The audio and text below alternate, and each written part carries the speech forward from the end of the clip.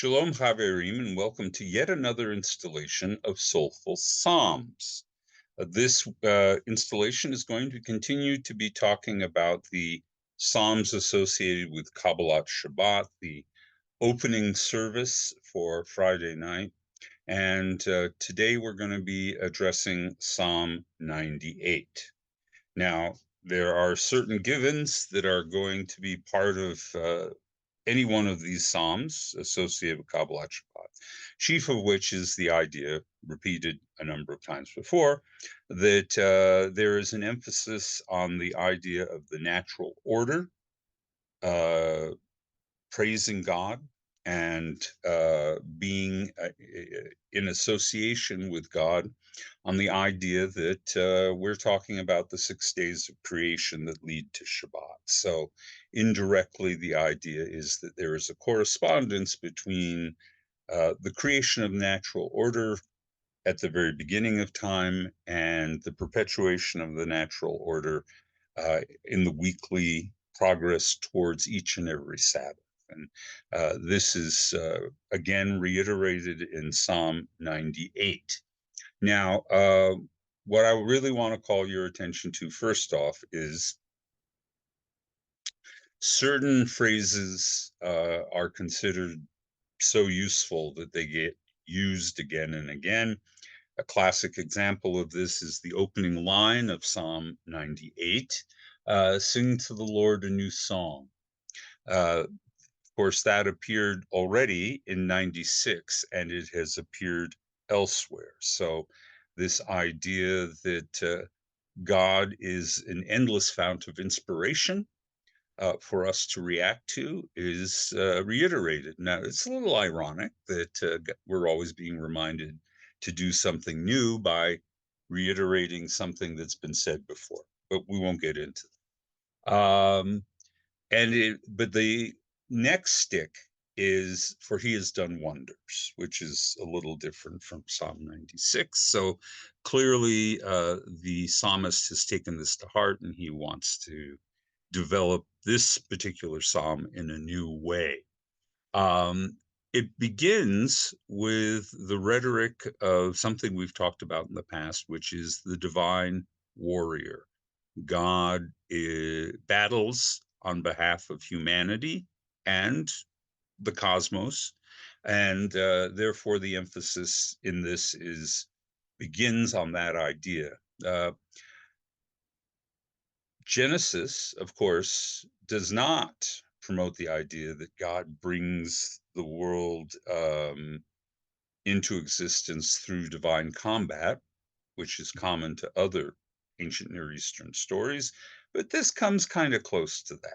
It is at least alluding to it. It says, starting, let's see here, what do we got? At the end of verse 1, his right hand, his holy arm has won him victory. The Lord has manifested his victory, has displayed his triumph in the sight of the nations. So, what is the enemy here? Who is God battling against? And I think the answer has to be, given the lack of specificity in the overall notion of God's creative power, is that God triumphs over chaos. Much like the ancient Babylonian gods, he curbs chaos and he brings order into the universe. We talk about the nations watching it, but of course, we grow up in a world that thinks in terms of evolution and the gradual appearance of human beings over hundreds of thousands, if not millions of years. And here, the assumption is that nations come into existence very quickly after the initial acts of creation. So, if not direct witnesses, the peoples of the world are aware of the events that immediately preceded. So, I think that's the point of all of this. And then the mention of the nations is then contrasted with the next line, which takes the focus down to us, the people Israel. So uh, the Lord has manifested his victory, has displayed his triumph in the sight of all the nations. He is mindful of his steadfast love and faithfulness towards the house of Israel. All the ends of the earth beheld the victory of our God. So, unlike earlier Psalms in the Kabbalat Shabbat collection, we get specific mention. We are among the nations that should be grateful to God. So there is, as I said, a kind of narrowing of focus from the truly cosmic to the particular, to the Israelite nation. And then it goes on and does a similar thing with the nature of praise. So it goes, raise a shout to the Lord, all the earth, break into joyous songs of praise. And then it says, specifically refers to human instruments and human performance. Sing praise to the Lord with the lyre and melodious song, with trumpets and the blast of the horn. Raise a shout before the Lord, the King.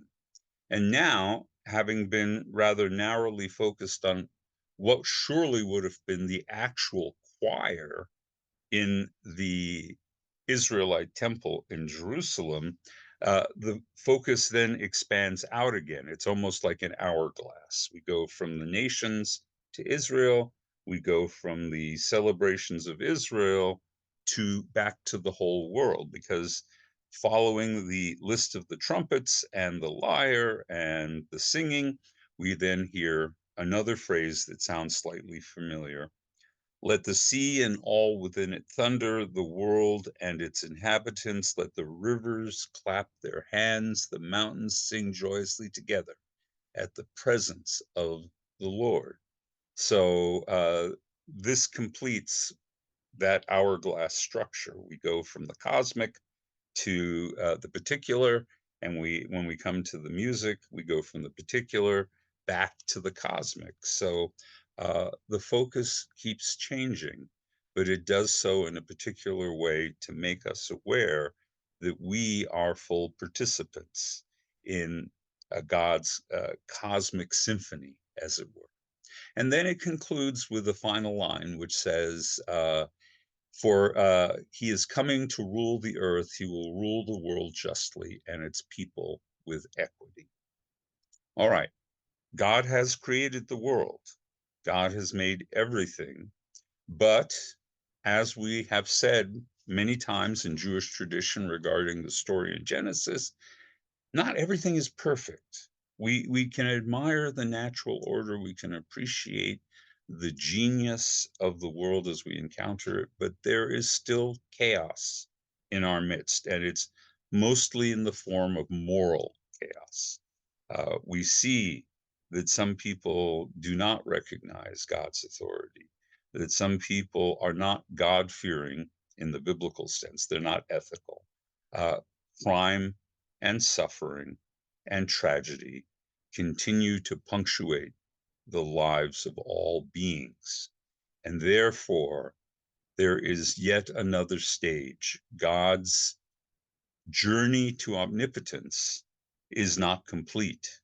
And what we need is that moment, which we now call the Messianic era, probably wasn't quite the way they conceived it in Israelite times, but the idea that this process has stages to it.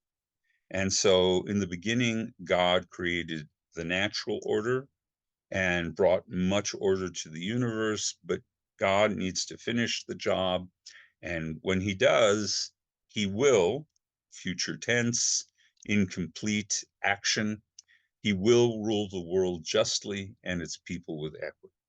We're not there yet, but we have confidence that God will, in time, bring all of these forces into alignment, and we will live in a world of peace and justice and love.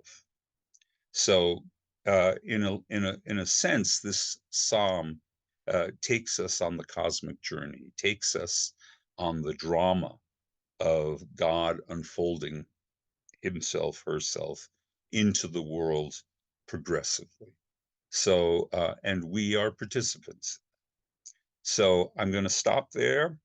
I think understanding that we're talking about multiple levels of understanding about creation, about the place of Israel, about human praise and world praise, all point towards the likelihood that we will see a time when no one will shed a tear anymore. That's Psalm 98. Thank you for listening.